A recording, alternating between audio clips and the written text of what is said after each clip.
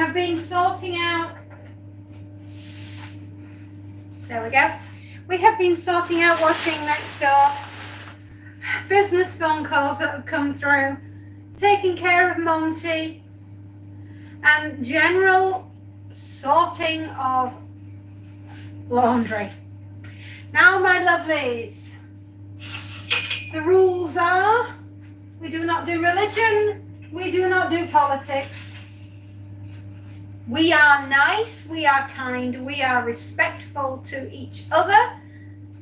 And if we can all be excellent, thumbs up, let's go.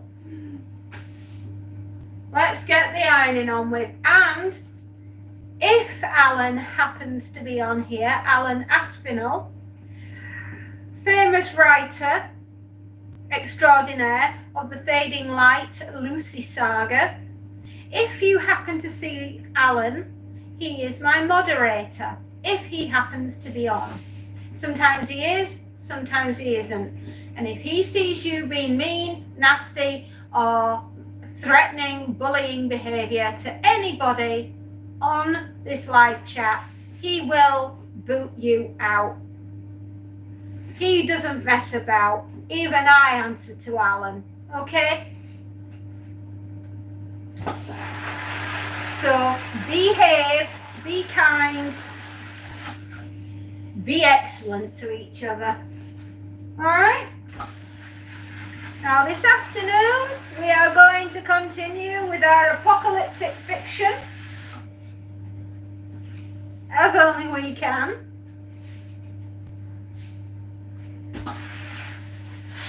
And we are going to be discussing anything and everything to do with the apocalypse, as only we can. Now, how many of you have seen a book called Alas, Babylon by Pat Frank, written in late 1950s?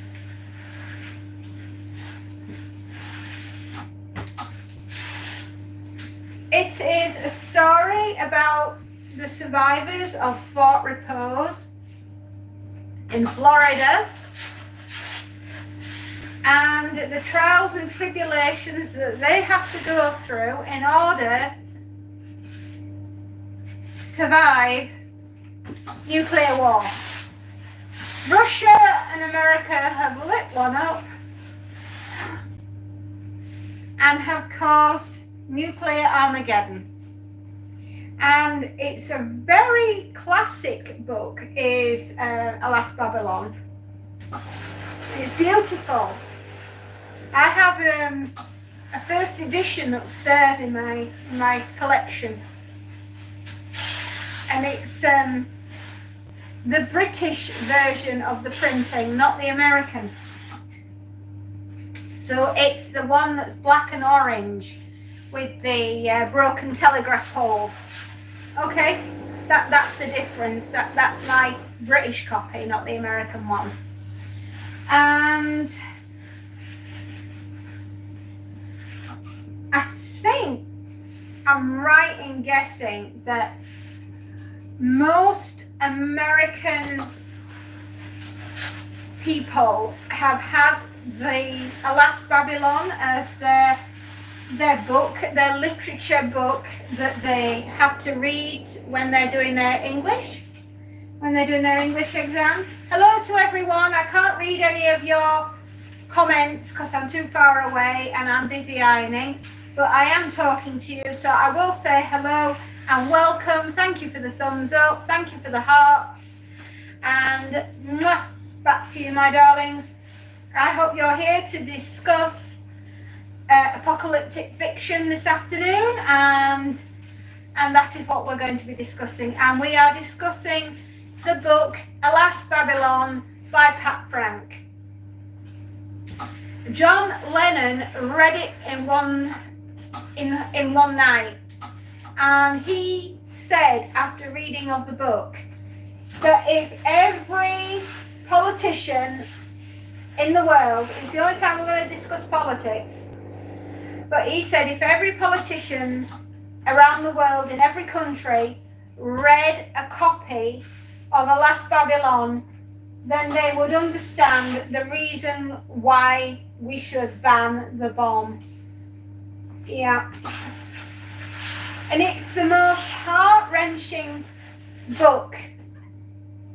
Randy Bragg is the brother of Mark Bragg, and he lives in the family estate back in Florida in Fort Repose. And his brother, Mark, his older brother, works in the United States Air Force. And he knows that something is gone very, very wrong, and that in the not too distant future, war is going to break out. And he contacts his brother, Randy, and agrees to meet him on one of the air bases as he's flying in.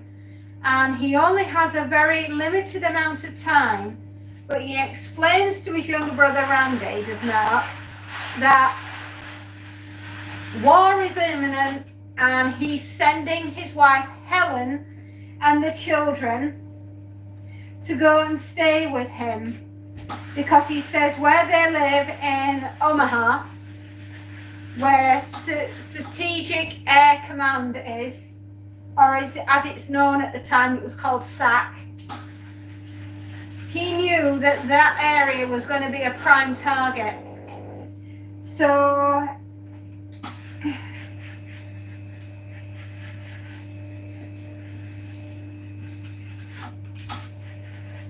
what he does is he organises for his wife Helen, Peyton, his daughter, and the life in me, I can't remember the little boy's name, but I know he's Junior.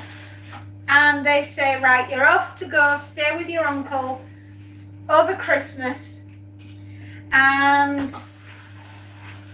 we're going to, make it like a holiday. He doesn't explain to his wife, and he doesn't explain to his children